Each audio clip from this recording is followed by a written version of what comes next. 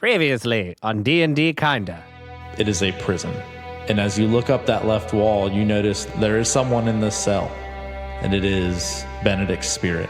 And it's sitting there and it is mumbling something to itself. Should have listened to my mother. She loves me still. As you guys approach the throne, Lokar takes notice of you all. And he stands and he gets to the bottom of the stairs and he outstretches his hands and he says, "Ah, my sons, how I've missed you. I invite you to dine with me. Bring your friends." You killed our moms. I haven't killed your mother, despite her efforts. She yet lives. Give up your most prized possession. He's probably talking about my book, yeah. And what do I stand to gain from this? Your soul. Your grimoire is your most prized possession. That is the source of your power. Tell me, have you not felt disconnection? You look over and you see this thing that he is holding. It begins to spin and turn. You see, the reason for your disconnection is because you're not connected to any old one. Your powers come from me. So thinking you're going to come in here and stop me with my own power? Good luck. Benedict, still in Hamilton's body, turns around and looks at the physical form of Topher, housing the consciousness of Bartholonude. The two move forward towards the newly revealed staircase. The real Hamilton sat in his chair, still, with his mind full of questions. Knowing the importance of his soul, and against his greater judgment, he raised to his dragonborn feet and accompanied Benedict's body to the staircase. Hamilton walked through the staircase door, and as he rounded the staircase and the door began to close, he saw Lokar watching him, smiling, sending a chill down Hamilton's dragon spine.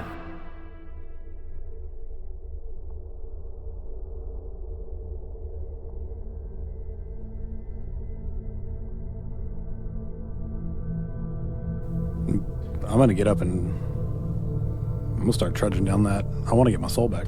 Yeah. I don't say thank you or nothing. Like, I don't even acknowledge him. I just... So he is standing like right by the door that he opened. As I walk past him, I look at him, and then I kind of stop in the doorway and I look up at Francis for a moment, and then I head back through the door. All right. Hamilton? Yeah, I mean, I guess I just go. I don't know. I'm still trying to, process all of this. Okay, so when you guys circle down the stairs, it's a large staircase as you guys have come up multiple floors to get here, and it just spirals all the way down in like a square pattern, so it just kind of sticks along a square wall and then goes down along the other wall, just a perfectly square, very tall room as it goes all the way down to the basement floor. When you get down to the bottom, there's a lever, and you pull it, and it opens a stone passage that leads back into the room, actually right beside where the talking door is. So you guys are back in the room with the four pillars and where the talking door was, and to the left and to the right there are the big empty picture frames on the walls, and the ornate red carpets that kind of carry you off to the other doors on the right, to the right and to the left, both sides of the room. I'm going to go straight back into that room where my soul is locked in that cage. How, large is this cage? If you remember from before, the cage is very tight iron bars, and they're going vertical and horizontal, creating just small squares in the iron bars. Oh yeah, definitely. And they go all the way up to the ceiling, which is 30, 40 feet high, massive ceilings. But then it also spans almost the entirety of the wall as well. It's just, this whole entire wall is just prison. So it's only about maybe 10 foot in depth, but it just spans the whole length of the wall, and there's just a little bale of hay right about in the middle where your soul is just sitting, quoting this over and over again. Should have listened to my mother. She loves me still. Should have listened to my mother. She loves me still. She loves me still. Okay. I'm going to try something. I'm going to put my finger through one of the little squares and like motion for the soul to come like touch it like ET. Okay. So whenever you get close, the soul doesn't move. It doesn't acknowledge you. It's just sitting there rocking and saying this over and over again. Yeah. I'm gonna cast Create Bonfire on the hay. Okay, so you cast Create Bonfire on the hay, and it erupts beneath him, and this individual, the spirit, is just doesn't sitting. move. Yeah, the hay kind of burns out beneath him, and he's still sitting on something in the exact same position. Do any of you have any ideas? I've tried everything that I could think of to get in here, even to where I almost got trapped in here. So I cast Spectral Weapon and try to open this cage door. Try to change the Spectral Weapon into like a key shape. And I put the key shape into the keyhole, and with my mind, I turn the key in the door to try to unlock the cage door with the key of the Spectral Weapon that is now inside of the keyhole that turns as it will unlock the cage door. Keyholes. Overly explained it. Yeah. So as it turns, the key kind of clicks, and it doesn't unlock the lock. So I'd like to use my cell phone to call Vicewine.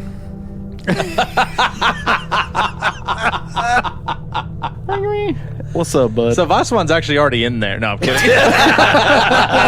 He is what's holding up the specter. Yeah, the spectral. He's sitting on my soul is sitting on Vicewine. He's using him as a chair. I think before we spend a fucking retarded amount of time doing this, we should see if Hamilton can get his soul back. Oh yeah, go ahead and do that. Yeah. I'm gonna intently stare at this lock. All right, I'm gonna go touch my soul. Okay, so you're gonna stay and just stare down the lock. Yeah, I'm gonna look at the lock and just really try to figure it out.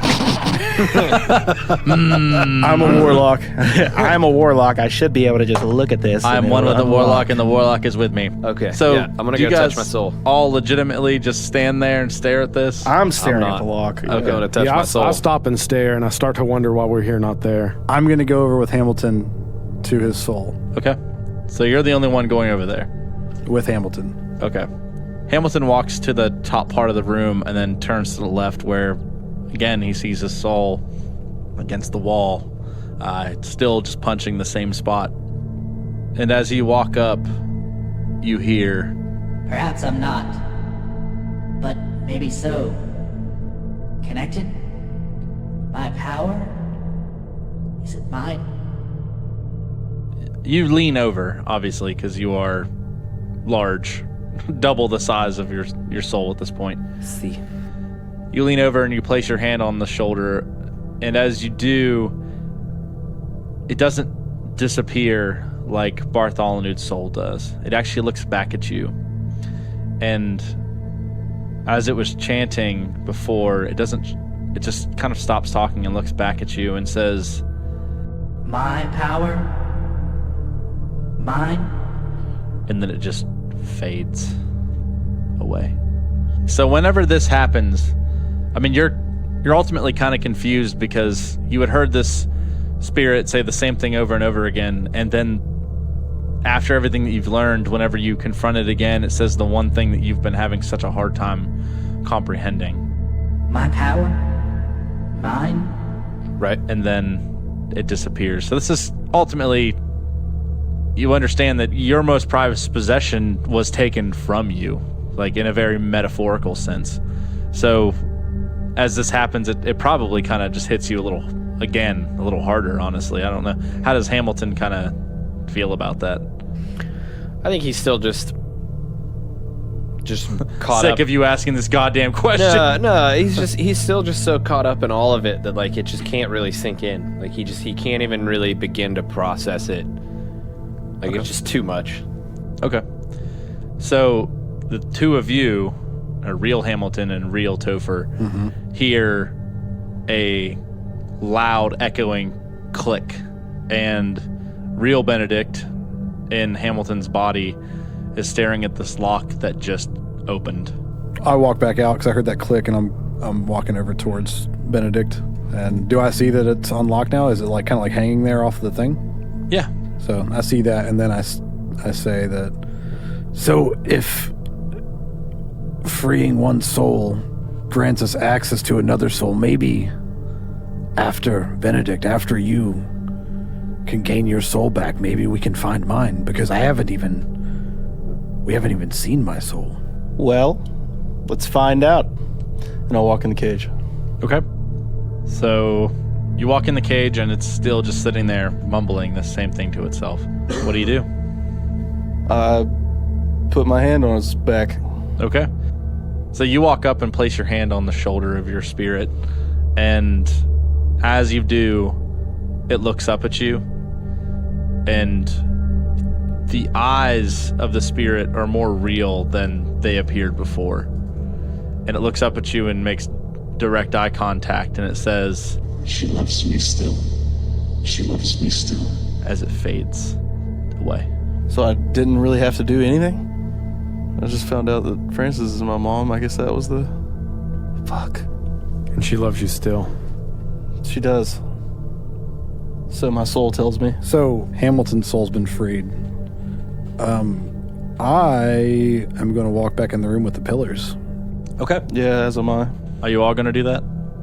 Sure. Yes. Yep. Okay. So you guys all walk together over to the door as the spirit has just dissipated. You walk out of the cage, real Benedict, and join the group as you walk back into the main room. And as you do, the door comes open and you guys see the pillars, and there are now lights on 3 of the pillars. And in between all 4 of the pillars, there is this spectral wraith that you had seen before. And it is just hovering there. I'd like to walk over to it.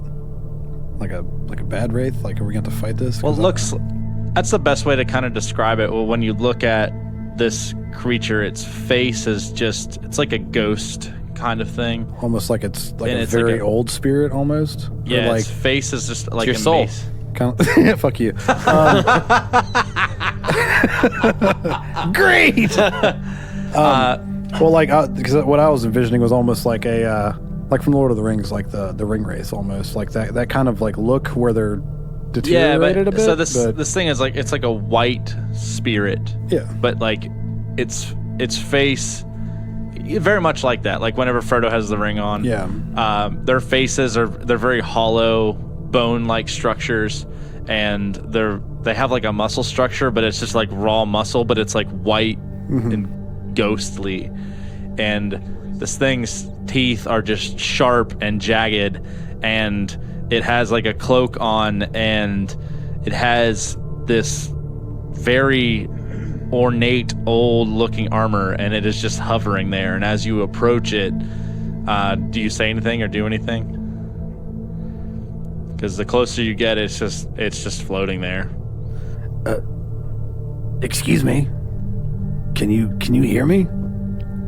So as you say this like very strange ghost looking thing is just hovering there at you, looking at you, and its mouth just unfurls maybe 2 feet wide, and it shrieks, and all of your eardrums almost explode. You guys are I cover my ears and like kind of fall to my knees.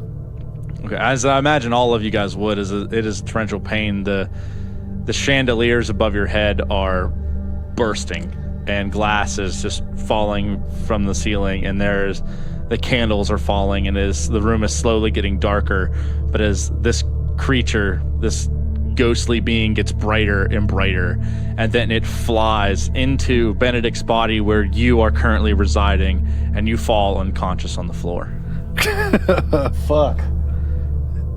Maybe it is my soul. I mean, I can't remember. I'm unconscious, so I can't really talk, but... So you're not unconscious for long. Topher, your eyes open, and you are surrounded. You're not where you were before.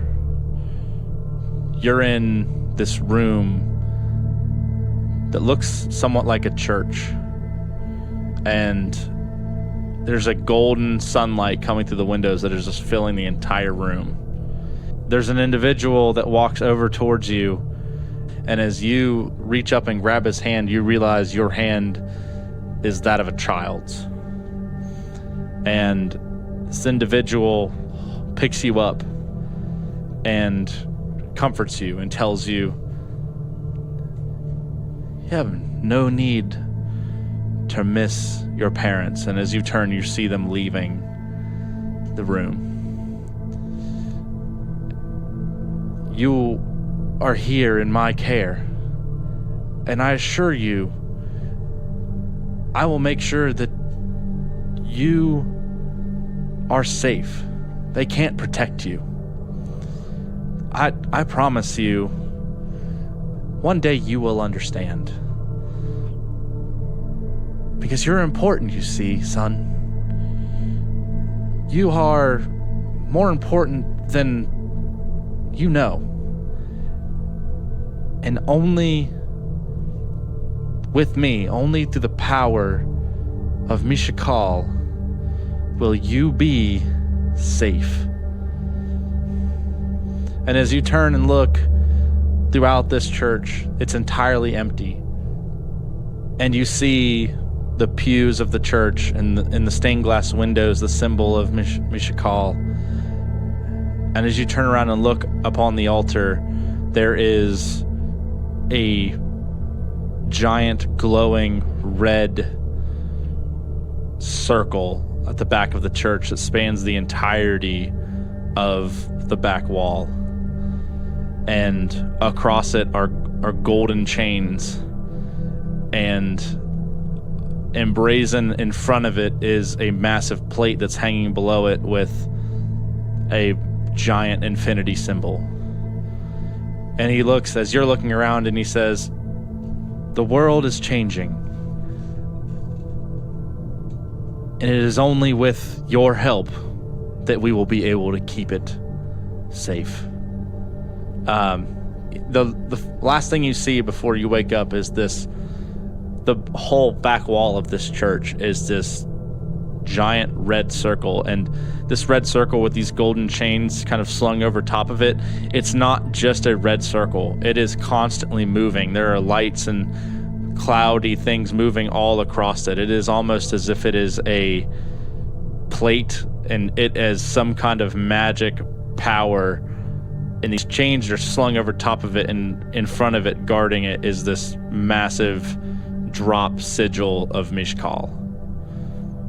And then you wake up, and the spectral being is nowhere to be found. And when you start to look around for it, you realize that all 4 pillars are lit up. Okay. I walk up to my pillar. Okay. I'm kind of shook. Yeah, I stand up, and I'm kind of at, almost the same. Like, I don't know what, like, I'm just kind of speechless as to what just happened. The 4th, where did you see my soul while I was unconscious? Anybody? You didn't see that spectral thing fly into you? But that couldn't have been my soul. There's no way. Nothing happened while I was unconscious? That's all I saw, was that wraith flying into you. Well, if it is my soul, then I don't know if I want to know about my past. Yeah, me either. Well, all the pillars are lit back up. That means we must all have our souls back, but I'm still not myself. I thought that's what we had to do. Maybe it wasn't my soul. How do we get our bodies back? I think these pillars have something to do with it. I would assume that they would. That's where it looks like, And then I stop mid-sentence and walk over to the pillar, like to one of the pillars that I think that might be my pillar soul thingy. Okay.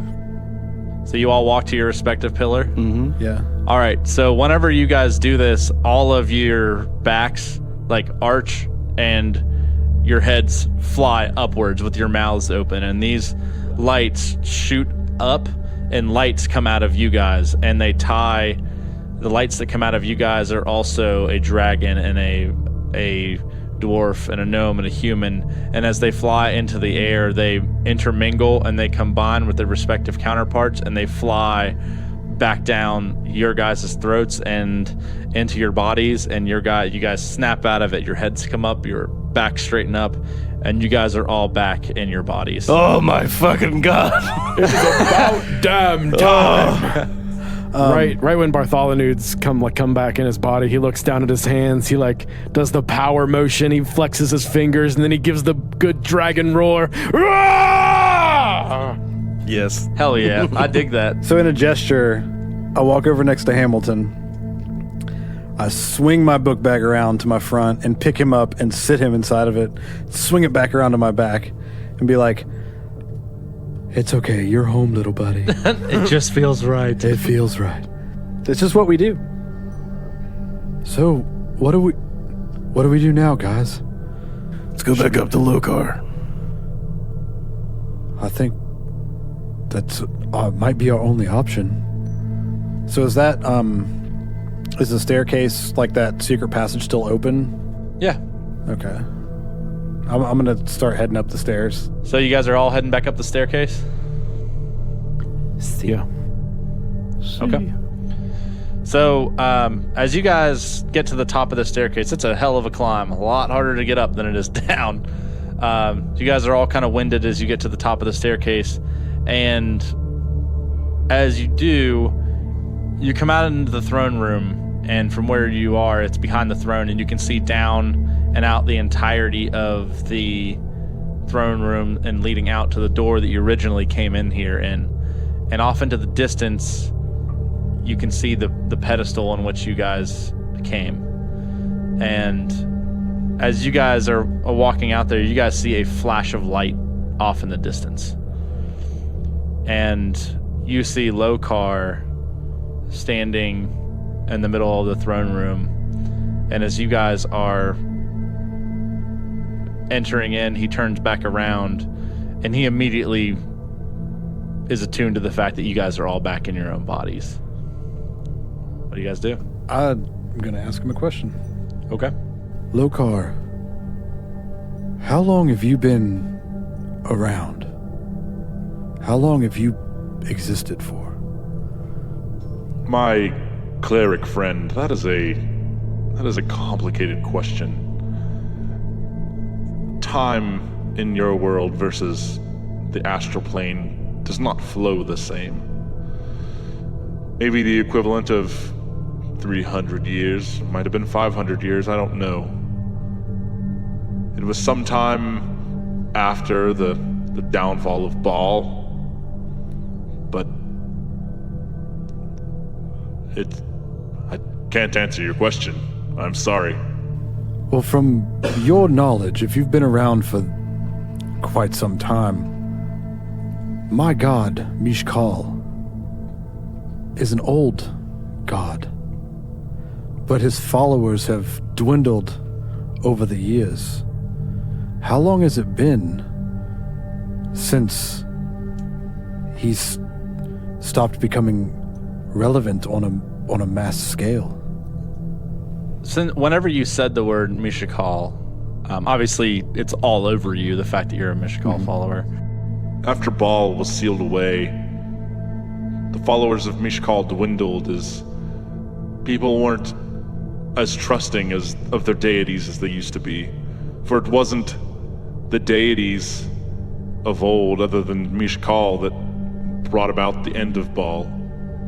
So people began to lose faith in their gods. And Mishkal's followers didn't dwindle quickly, but there was a drop-off point where everyone abandoned their faith, everyone abandoned their deities, and therefore the deities abandoned us. It is not only I that roams the realms in search of power, there are others because the power is left untapped and unchallenged. For as you may know, gods, as their followers dwindle, become unstable, for their powers flow from the worship that we provide them. But, although unstable, the power is raw. There may be very few followers of Mishkal left in this world, but the followers who are loyal to him have the entirety of these gods' powers flowing at their fingertips.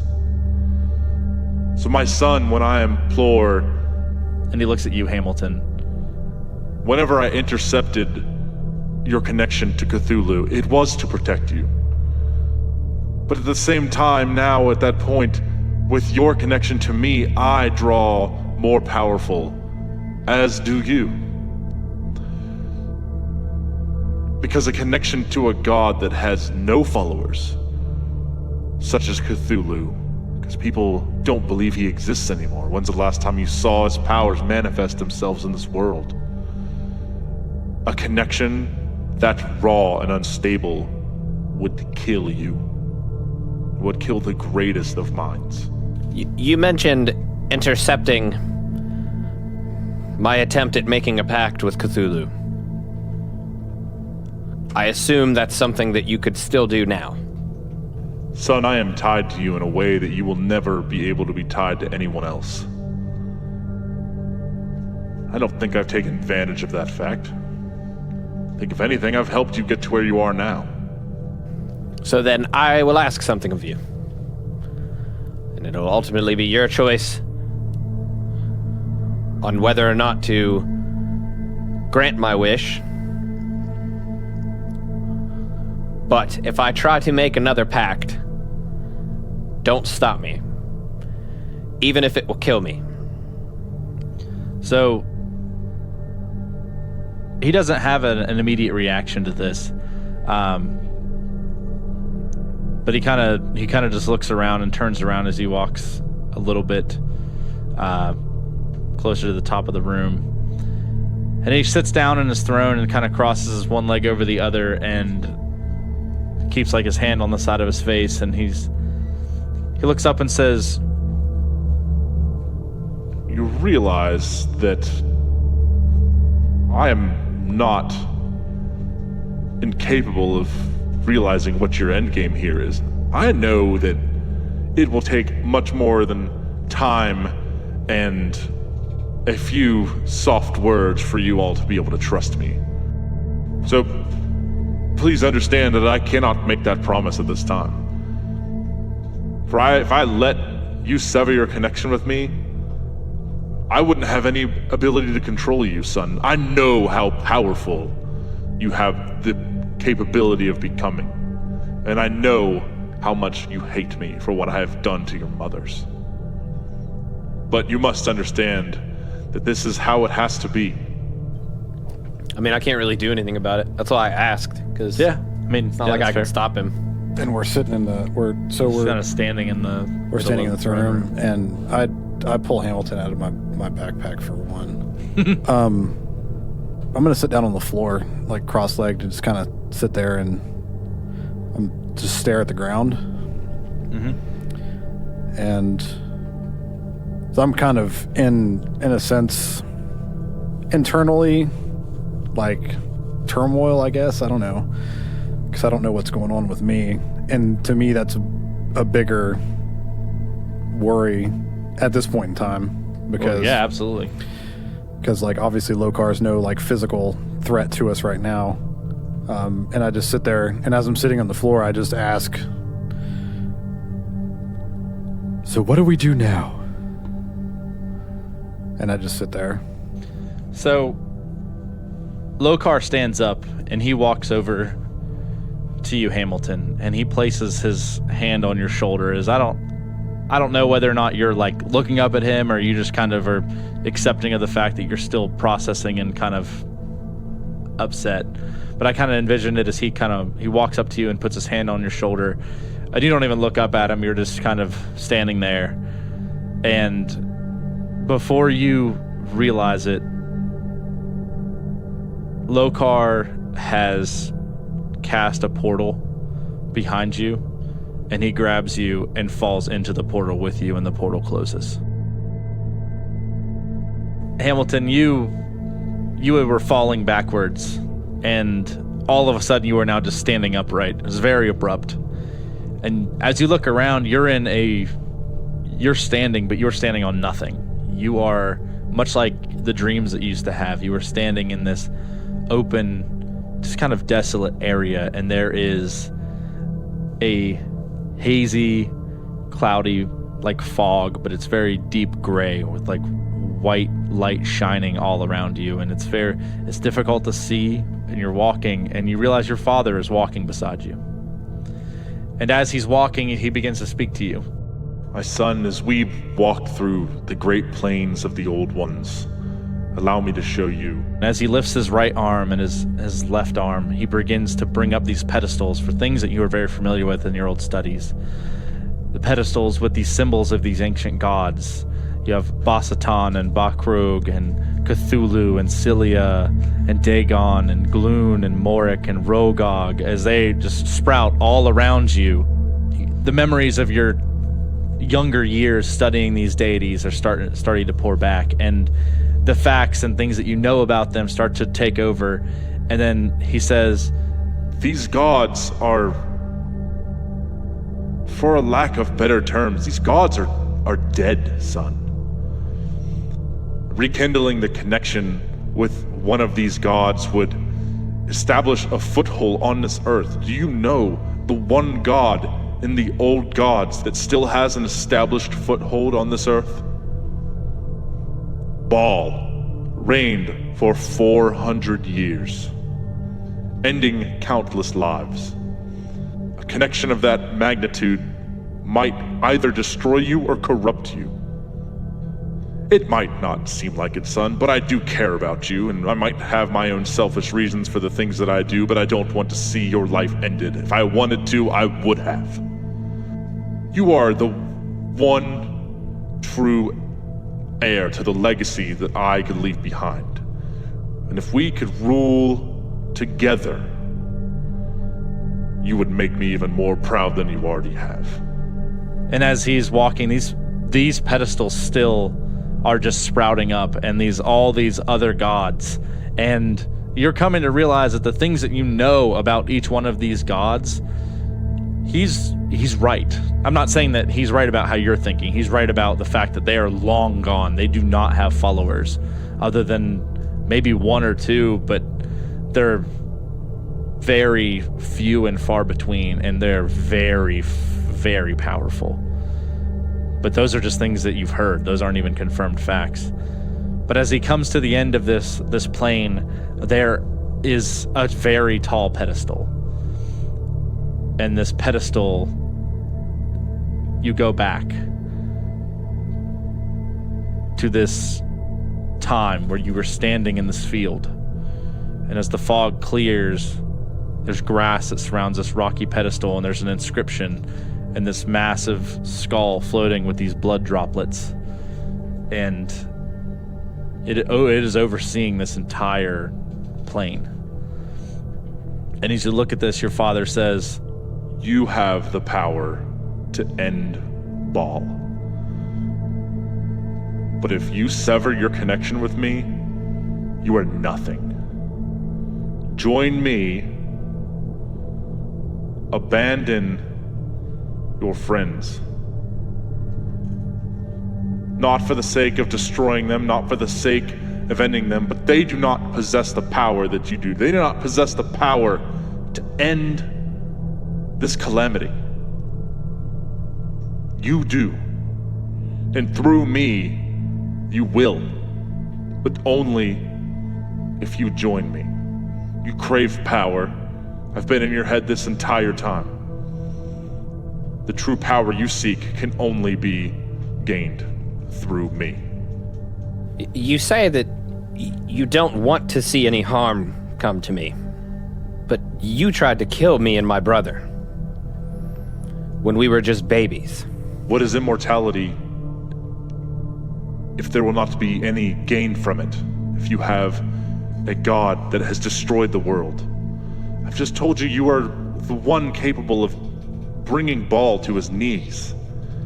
So why would I want to be immortal and live? The only other things roaming this earth are followers of Baal. Why would I want that? Living forever in a time where only everyone wants death does not sound like something that I would want. You say that you've been in my head this whole time. So you should know I will not leave my friends. Not even for a short time? To potentially save the world that they love? What exactly are you asking of me? Join me. Stay with me. Let me train you. Together, when the seals break, whether we die or whether we don't, between you and myself and Francis and the great magic casters across all of the realms, perhaps we could find a way to defeat Baal. And what will come of my friends? They are free to leave. I want no harm from them. Benedict is as much my son as you are. Benedict's power and Benedict's knowledge do not lend way to the type of magics we would need to defeat Baal. Powerful he is, yes, but not in the way that you are. The mind it takes to establish connections, to conjure magic of that level, is something that is rare. So, before you respond, Hamilton, Lokar turns around and is looking at you now, and obviously towers over you. And he leans over and extends his hand and says, Join me, son. So I think I know what I want to do. The pillar's still there, right? the pillar for Baal. Mm-hmm. That's where you guys are standing. Yeah, everything else has kind of like disappeared in this cloudy haze, and this is the one you guys are standing by. And the symbolism here is the fact that as you've passed these things, they've had their time, they've had their connections, but they have passed and they have turned to dust. And this is the only relevant old great god, and it is not a good thing. Is the pillar like actually? Is it a just like an image that he's conjuring? Yeah, this isn't like the real pillar like that you saw. This is just like, essentially, think about it like this. He's conjured this image, and this is your projection of what he's wanting you to see. Right. So regardless of what he was projecting, it would be your consciousness displaying that action. So what I want to do, because they're not going to know anything that has happened here. Right. I want to basically make a pact with Baal. Interesting. And then basically like try to banish Lokar away from where I am, go back to them, and just act like nothing happened and just be like, all right, let's go. So basically just to like explain why, because it is a really rash, very risky, because I don't know what I'm going to have to give up to make this deal. I don't know what the ramifications are going to be down the line. You know, let's say I made this deal, we get out of here, we eventually have a showdown with Lokar, and I kill him. Then what happens with Baal at that point? Because I'm more concerned about what's happened with you at that point. Exactly. What is this going to do to me? A connection with Baal, I mean, think about the implication that would have on the entire party. How in any way would you be useful beyond a battle with Lokar? Because if you're trying to help them stop Baal, that connection that you're summoning the power to implicate his demise, yeah, it's a big risk. So really what it is that Hamilton is still stuck on Lokar. That's still his main focus. Right. He does not trust him. And, you know, now that he's actually met him and interacted with him and sees just how powerful he is, and now that he knows that his power comes from Lokar, to him, he doesn't really see any way that he can ever defeat Lokar because of how connected they are. As long as he remains interconnected with him, he sees no way that he could ever defeat him. And his power is always going to be reliant on him. And that is what he's been struggling so much with this whole time, is accepting the fact that, yes, while he might eventually become the most powerful being ever, according to his father, that power comes from the one thing he hates most. And that's where the poetic injustice comes in. Yes. And now it's almost like, I love the idea of Hamilton betraying this gesture that Lokar has made, because Lokar kind of tried to show him, like, look, if you try to make a pact with another god, they're non-existent, they're dead. The only god left is Baal. None of the other gods even exist in this realm anymore. To Hamilton, it's like, even though that was meant to scare him, he sees that as an opportunity to kill Lokar. Without thinking about the implications it could have for the future. I know you said you're kind of blind to those, but you don't think Hamilton would think beyond that? I mean, I definitely think he is, but to him... It's a lot to process. Like, this is a big decision. And, in a I guess, almost like bittersweet sense, in his mind, he doesn't think that if he thinks if he teams up with Lokar and they defeat Baal, that then Lokar is basically going to rule over the realms. And he doesn't think there's any way that Lokar would be stopped. That if Lokar was able to defeat Baal with their help and gain that power, that at that point he would be unstoppable.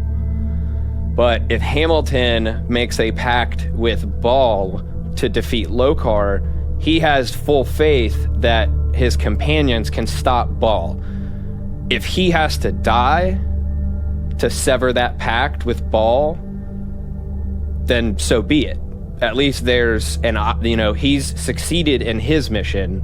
He's stopped Lokar, and if he's a casualty in the fight to stop Baal, at least the world is saved at that point.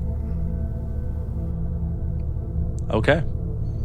Here's what I want you to do. Okay. I want you to offer a prayer to Baal, and depending on how sincere and forthcoming Hamilton is with this request, I'm down with this, because this is really cool. If you are listening, if you are out there, I would like to make a proposal. I think this is something that you've been wanting for some time. I'm not sure how long, maybe my whole life. I think the single greatest threat to you coming into this world is Lokar. And it just so happens that while I certainly wouldn't call myself a sincere follower of yours, that we have a mutual enemy in him.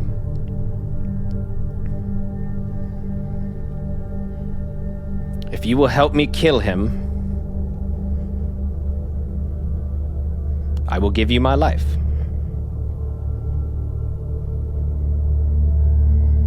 Whenever you decide to take it, that's up to you.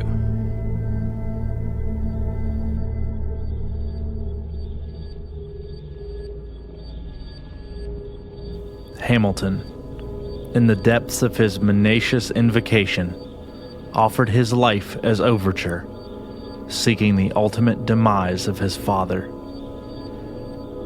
Knowing the potential ramifications and the sacrifice this unholy devotion may cost him, Hamilton finished his prayer with a solemn word and opened his eyes. The fog had faded, and the time that had passed while he and Lokar walked in the midst of that strange, dreamlike realm seemed but a moment in the real world. Hamilton, in a moment's notice, searched deep within himself, attempting to draw his power, but it wasn't there. Unable to summon his power, in a panic, Hamilton looked up at his friends in an attempt to reassure himself of their safety, his heart pumping loudly within his chest. He looked at Topher, and remembered the secrets he held on behalf of Chrysalix. His eyes shifted to Bartholonude, who stood tall and proud back in his dragon body, ready to fight. And then he looked at his brother, who stood, continuously nervous but ready, for Hamilton knew his brother seeked vengeance on Lokar as well. But what if he knew the deal he had attempted to make? What would each of them think of his betrayal? Would they see it as a betrayal? As his eyes glanced across the faces of his friends, they didn't peer back, for they were all fixated on something next to him, staring, speechless. Hamilton traced their line of sight, and following their eyes, he turned. Lokar stood, staring at Hamilton. His eyes were wreathed in flame, with tendrils of fire pouring from his eyes, causing beads of flame to graze his forehead, all while what Hamilton could only perceive to be molten lava pouring down his cheeks. Hamilton's heart pumped louder and louder, and then Lokar spoke. You thought you could trick me? You thought you could summon and channel my power?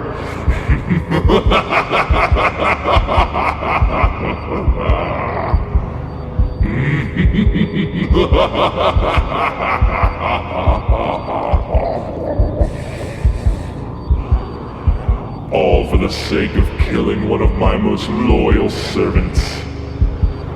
The seals are breaking, and in time, I will walk this earth again. Maybe then, you might feel differently about your precious power. Your most prized possession? A book? How useless do you feel now? No mother, a father who is mine to control, no patron to grant you your power. I will show you what it means to have nothing. You will pay for your insolence. Hamilton's stomach turned as he processed Ball's words, for as he spoke, Lokar lifted his hands and a fire built in his combined palms.